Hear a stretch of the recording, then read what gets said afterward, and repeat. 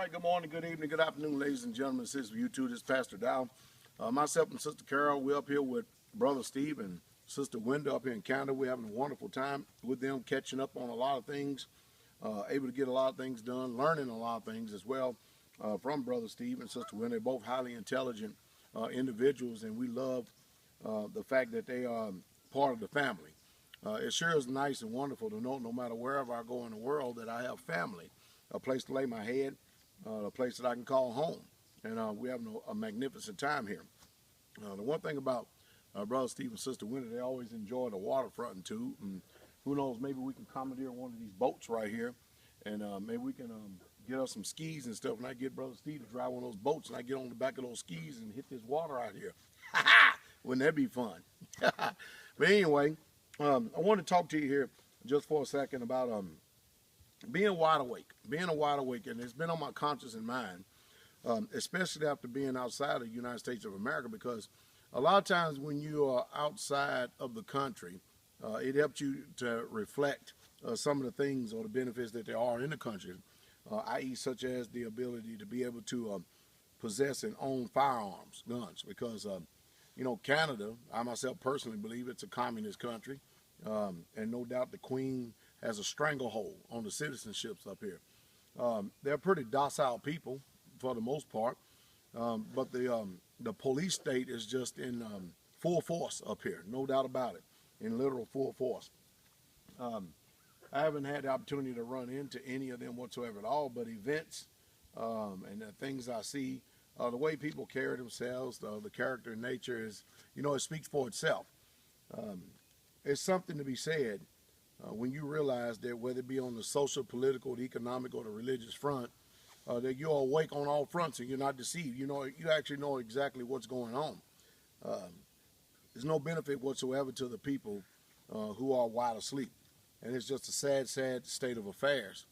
And then I start looking at, because we know a lot of our discussions have been about those who are true Israelites and those who are false Israelites. And it's pretty much, it's pretty easy. It's cut and dry. You can tell only by fruit. If there's people out there that let me give you an example of fruit. And you could pass this test yourself. If they're full of contention, they're always debating, full of strife, liars, cheats, scoundrels, full of envy, division, you automatically know that those people are not true Israelites. And the character of these people is amazing. While they give themselves a pass, they judge everybody else, and they forget about who they are. Whoremongers, liars, cheats, adulterers, fornicators, drunkards, and abusers of themselves. It's just amazing. But then the righteous, when you look at their fruit is totally contrary to the fruit of these people who I call false brothers and false Israelites. And so as it is in the world, too, when you watch people. There's a superficial nature that people put on. Then there's the genuine. And it's up to you to be able to discern who's who and who's what. Excuse me. But, true, the Bible is true when it speaks about the fruit of the Spirit being mimicked amongst those who really truly have His Ruah living and dwelling within them.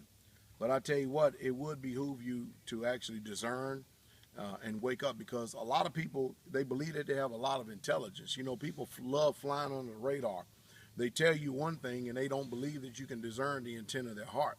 And when you watch the stage plan that people will do today, especially when it comes to something that they want to do, and that leads into this right here. Whenever you're looking at a person who is a selfish individual, self-centered, self-focused, and live lives only for themselves, you're looking at someone who has already been given over to the Hasatan. And they better enjoy it. They better enjoy every aspect of this life that they can, because they're going to spend a long time paying for it in eternity. And it's pretty obvious and pretty easy to discern and detect those who that way.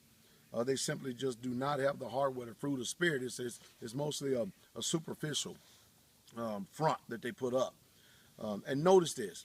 The wicked will always attack the righteous. No, I don't care whatever aspect, whatever state that you're in, that is always going to be the norm in society, and at least until the king comes, simply because the Hasatan has the deed to this world. The one thing we need to understand going forward is that we know for sure that our names is written down in the Lamb's Book of Life. And of course, these people who are opposing as Israelites, they are nothing but devils themselves, will say the same thing. That's the reason why the judge, the king himself, he's going to determine who's been the wise and who's been foolish. And we're just going to wait till that time comes. So not everyone who claims and say that they're Israel is Israel. There's a structure and an order that is set up.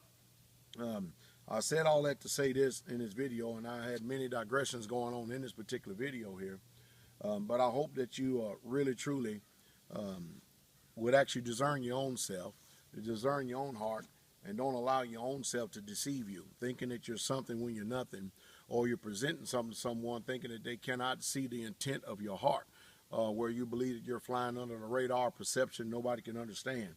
Everybody is not, and I'm going to use this superlative right here, hoping that I don't offend anyone. But if I do, that's your prerogative. That's between you and the Most High. But everybody's not as dumb as you are, or as dumb as you think they are. You want to be wise? Listen to wise men. You want to be a fool? Listen to foolish men. And remember this, by their fruit, you should know them. Again, when you look at their character, you look at the witness, look at the lifestyle of the saints of the Most High, there's fruit that always follow them. So you watch a person's lifestyle, take a real good look at their background, check them out. Forget about words. Words are very deceptive. Anybody can love in word, but very few people can love in deed.